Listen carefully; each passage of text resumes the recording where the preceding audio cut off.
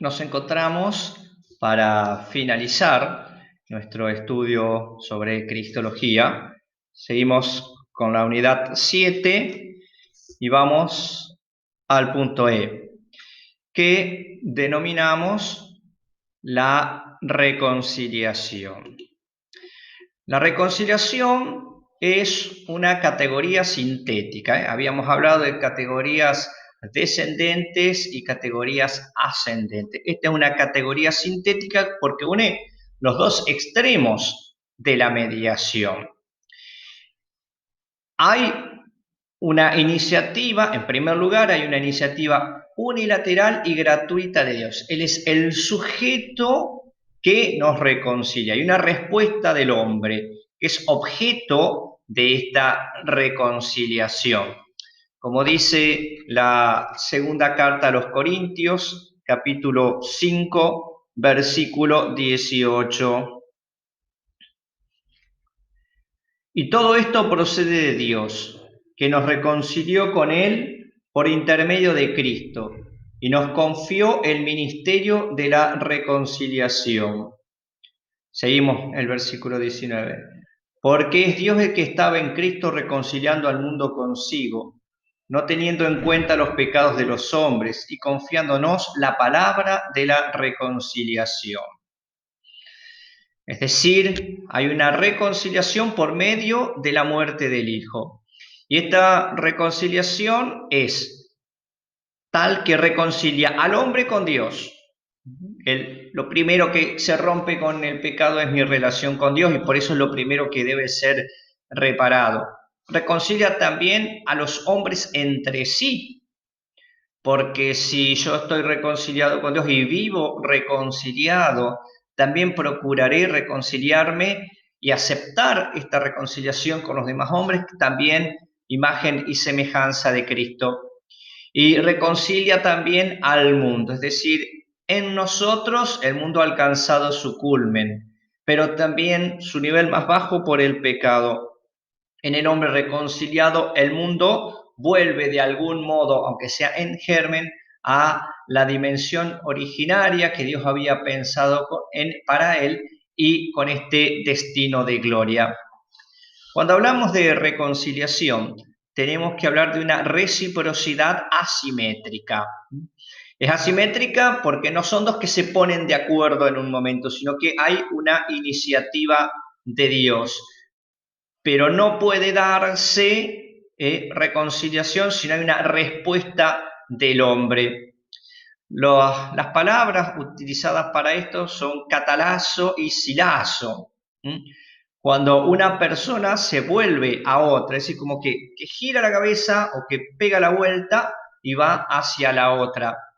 Acá no se trata de que Dios cambia y viene a nosotros, Dios siempre ha estado viniendo a nosotros, sino que lo que cambia es la actitud del hombre respecto de Dios. Podemos decir que Dios capacita al hombre de tal manera por medio de su amor que el hombre se convierte, se da vuelta y vuelve su cara hacia Dios para el encuentro.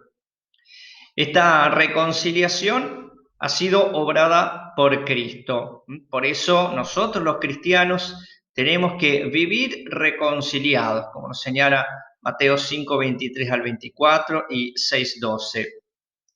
Ahora bien, esto que ha sido obrado por Cristo tiene que ser vivido a lo largo de la historia, por lo tanto es también un ministerio de la Iglesia.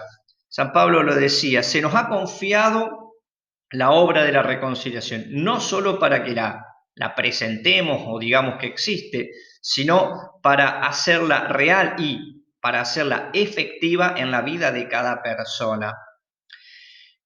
Cristo es el punto importante porque en él se encuentran a la vez el Dios reconciliador y el hombre reconciliado. El Dios reconciliador porque es el Verbo, Dios Hijo, quien se ha encarnado, muerto y resucitado. Pero también el hombre reconciliado, no porque tuviera pecados personales, sino porque en él la naturaleza humana se une de tal modo a la divinidad y en la resurrección alcanza la gloria que ya toda tiniebla y todo mal desaparecen. Esta reconciliación es obrada en la Iglesia por la acción del Espíritu Santo. La Iglesia no es una ONG, la Iglesia no es una simple sociedad, está animada por el Espíritu Santo. Por lo tanto, la Iglesia es reconciliadora por ser primero reconciliada y por estar en camino de reconciliación total. Es el famoso ya, pero todavía no. La Iglesia es capaz de santificar, aunque muchos de sus miembros no seamos plenamente santos, pero sí que nos tenemos que orientar a esa santidad final, que no es más que la comunión, la unión definitiva con Dios Padre, Hijo y Espíritu Santo. Así, la Iglesia es ante el mundo, sobre todo, sacramento de reconciliación. La Iglesia entera une a los hombres con Dios, une a los hombres entre sí. Y dentro de su acción sacramental, es decir, de ser signo eficaz de la gracia de Dios, tiene especificaciones como los sacramentos, los 7.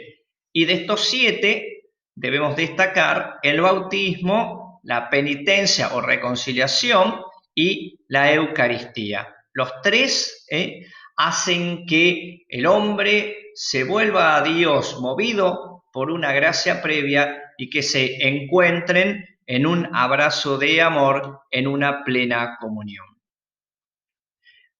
Terminamos el curso de Cristología.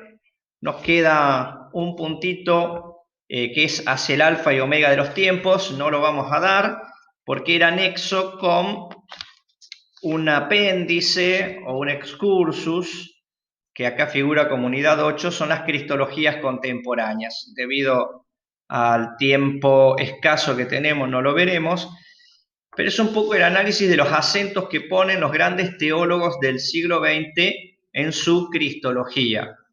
Espero, chicos, alumnos del Castañeda, que algún día, por propia voluntad, se interesen en ellos, porque son los que han determinado el curso del pensamiento teológico católico, del cual nosotros somos deudores y a través del cual estudiamos y aprendemos.